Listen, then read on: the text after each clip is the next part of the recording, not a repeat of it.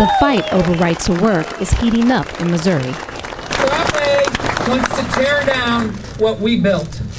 Prop A means lower wages, fewer rights, and less protection for your family. Hundreds of union members rallied at the state capitol building in Jefferson City with a clear message. Missouri belongs to the working class. They don't want these laws. They won't stand for them. For over a century, labor unions have protected and strengthened workers through a process called collective bargaining. But right-to-work laws, like Proposition A in Missouri, are taking that protection away, destroying communities and silencing voices of the working class.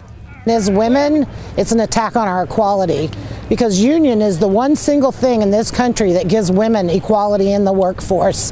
I am paid the same amount as my male co-worker. They can't take that away from me, and the reason they can't is because I'm union. After right to work was signed into law last year, the Missouri afl-cio filed a referendum petition to have the measure brought before the voters on a statewide ballot, scheduled for November of 2018. They were able to generate more than enough signatures to block the law.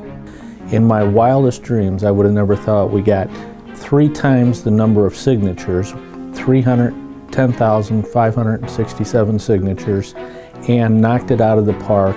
Not only did we get signatures in every single congressional district, but we got signatures in every single county, all 114 counties in this state.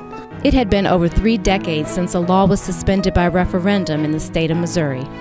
Delivering those signatures to the Secretary of State's office after marching from the Capitol Rotunda down the hill was amazing.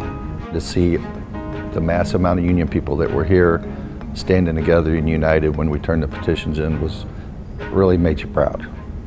However, Republican lawmakers have introduced legislation that could bump the vote from November to August. The law will appear on the ballot as Proposition A.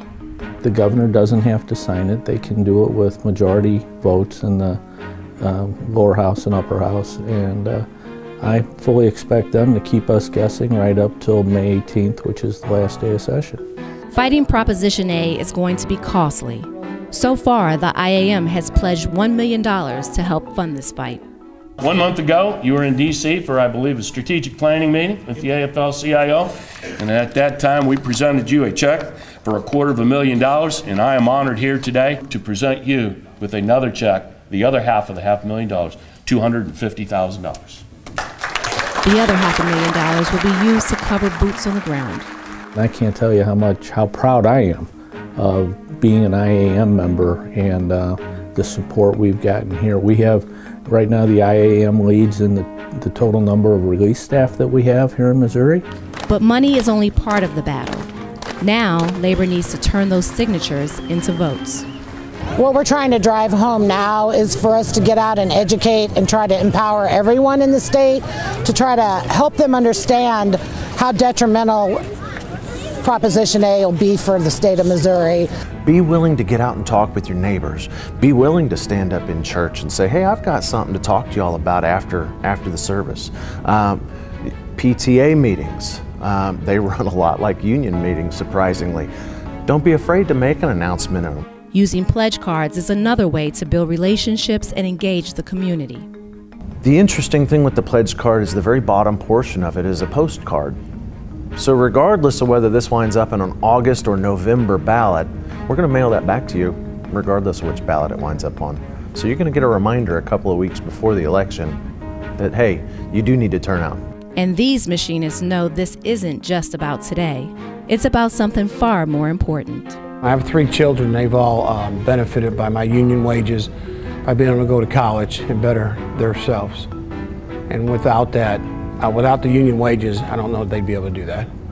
I have an obligation to fight for the young ones that are coming in. Our future needs us right now more than ever. And I'm not going to sit still and let some out-of-town interest come in this state of mine and dictate what's right and what's wrong for us. Unions are the collective voice that advocates for all working people. Right to work is not right. It's time for the people of Missouri to fight back and vote no on Proposition A. For the Machinist News Network, I'm Valana Cochran.